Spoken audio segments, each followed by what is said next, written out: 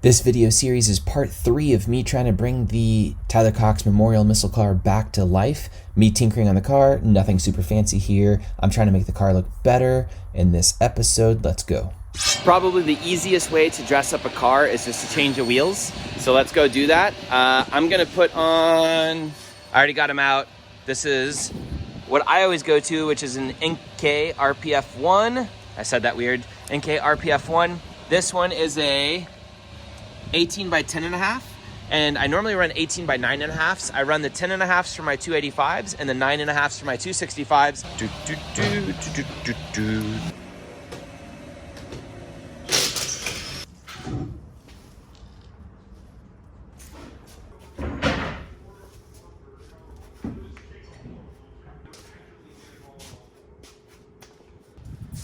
The car has these super crappy splined lug keys, which I'm gonna throw apart. Or throw away. Be careful that you don't put yourself in a situation that you have lug keys that you can't get off the car and stuff at events. I never run these. I just run normal wheel lugs. If anybody needs terrible looking wheels, hit me up. So the car looks a little bit better. Has my wheels on it. I'm an RPF1 guy, so that's good for me. Looks more like one of my cars again. Looks more like this car used to. Now the things I get to deal with are everything else wrong with the car. This is the car right now, and I have to clean it up. Oh, I didn't show you this. This was the rear firewall in the car. They had a baling wired in and zip tied together, and it fit back here to save yourself from gas explosions and stuff. And you can see the baling wire up there at the very top next to the speaker thing. That was what attached it. Good job, guys. Let me see if I can zoom in on that. See that baling wire right there? Boom, right there. Good job. Super ghetto. All right, and zoom out. So it's looking better. That was the cheapest, easiest thing. Few notes, like little things. Make sure these wheel spacers have different pitch and stuff and stud size than the rears, so you can't interchange lug nuts around the vehicle, which is a huge pain. So I'm going to replace the spacers, just because when you're working on the car at an event, you don't want to have to go find something else. Also, don't ever use a key on anything that you're going to drift, because it's just going to stop you from being able to do anything when you lose that key at events, and that's a disaster waiting to happen. And then what else? Just tinkering with the car one step at a time. With everything missing, it doesn't look nearly as ghetto. So that's really good. And let me step outside really quickly, and I'll take one of these wheels with me and explain why I like RPF1s. So it feels like everything's story time recently. So the RPF1 and I have been a team for, I think, about 15 years, 16 years. I got my first set in 2005.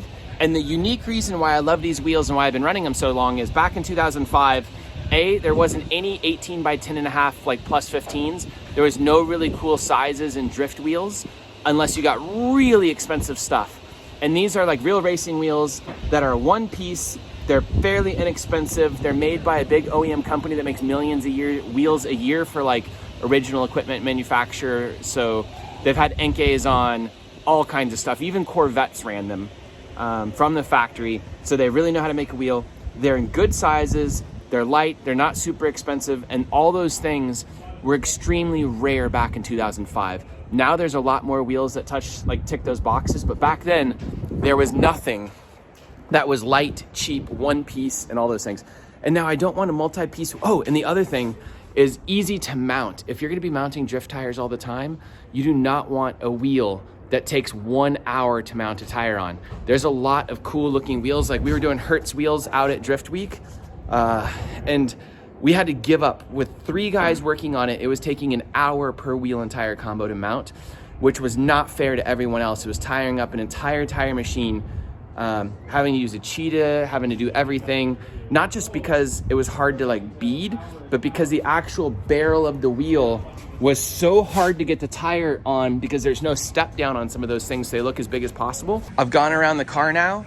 There was, I think, 7 bolts holding this on that were really ugly, 4 right there, so a combination of like 11 of these bolts here that look terrible. I've just been stripping the car down of everything. I have a windshield coming in hopefully in the next couple days. Castle Auto, our friend Josh Castillo is bringing that over to hook this car back up, and BC Racing is sending over coilovers. I'm just kind of collecting parts and wanting to make the car good but not go broke doing it. So just keeping you up to date. Now I have to find the next thing to work on. I'm still in the stripping the car out stage. I probably need to pull all this stuff off because these self-tappers aren't even tapped in anymore. That's so sad. Like, I know there's a big hole there now. It drives me nuts. But I think you can see this better now. I was trying to show it at nighttime before. You can see the chassis. Let's see if I can hold myself in better and do this. It's kind of hard to see, but the chassis is ripping out right there. So all that has to be welded back in. And all the welds for whoever put the seat in are god awful.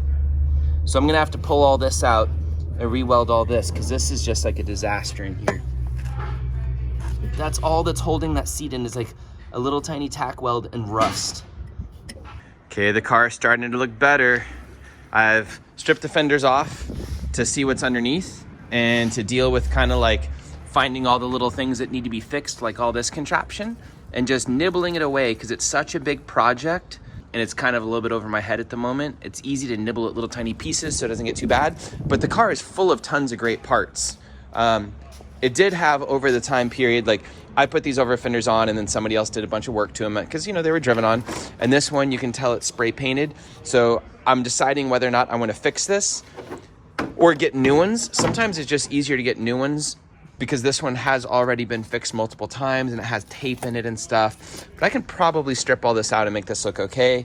But at the same time, do I want to? I don't know. If I could find some local that were in good shape for $200, I'd probably just do that. Because I'm gonna have to fill all these holes and like fix all this stuff. And I'm not great at fiberglass. Fielding is probably better at it by a lot after all his time with it. I pulled all this off to get these taillights to fit. I can smash this out with a sledgehammer maybe. This one is super wonky too. So it looks kind of dopey and slants down. And to get this all back together, you can see they've just zip tied them in. I'm gonna have to get in here with a sledge maybe and pull this out. Yeah. Everything's very interesting. I'm still excited though.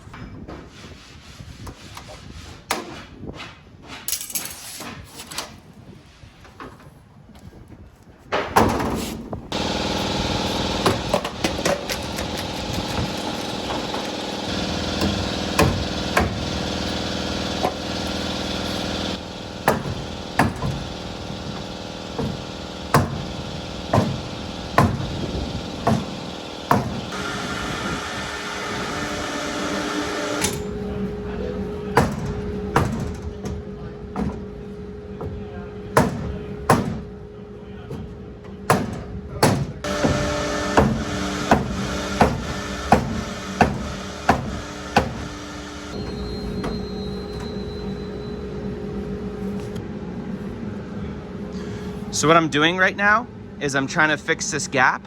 This gap was about 2 to 3 inches off, and I just keep lining this up and trying to fix it.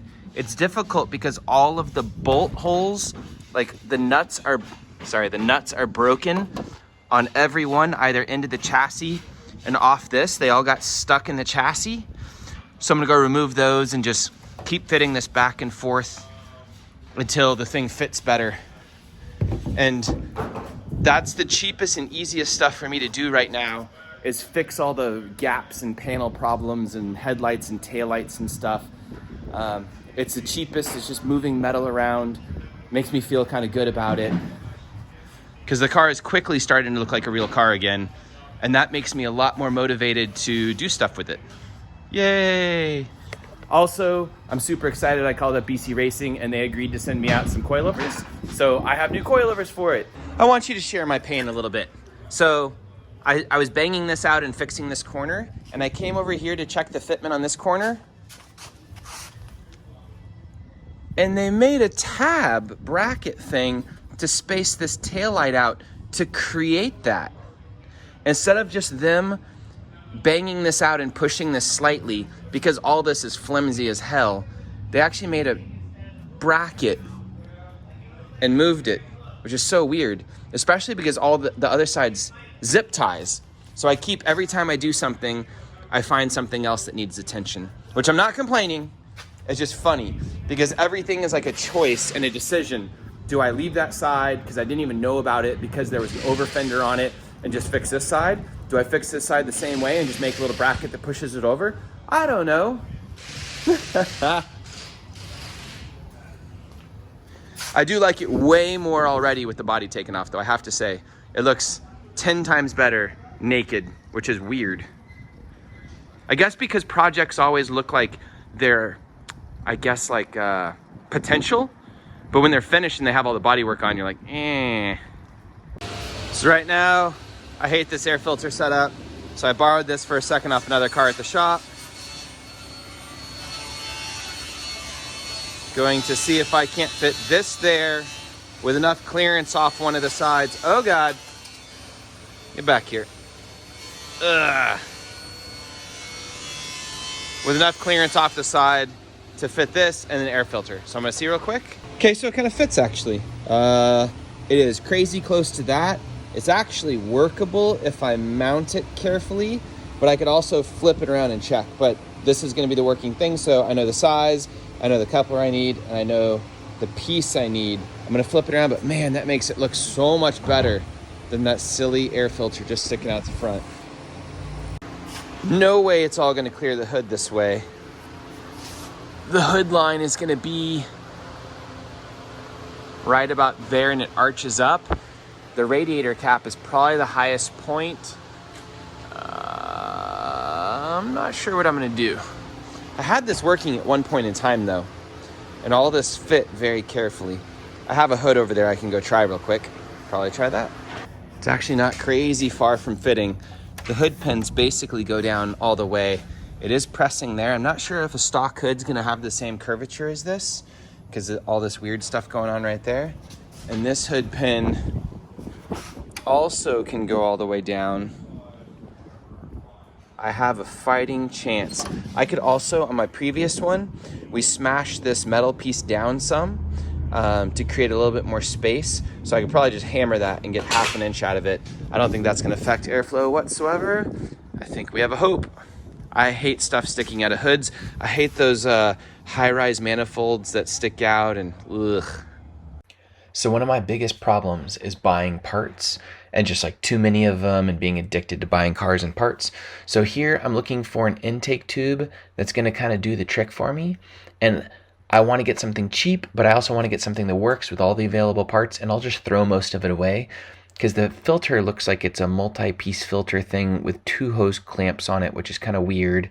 I don't need all the brackets, at least like bracketry stuff, so whatever.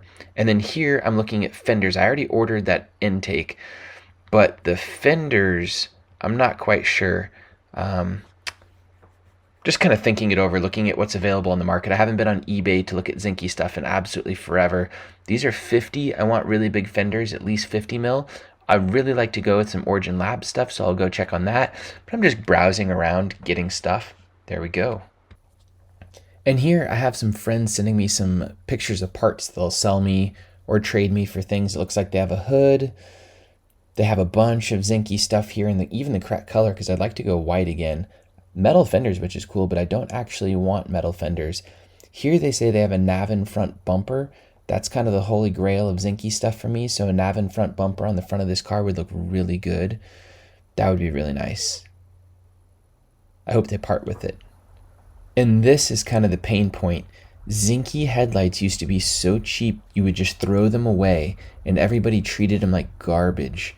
And now it's $600 for headlights. Those might be glass though. Those look really good.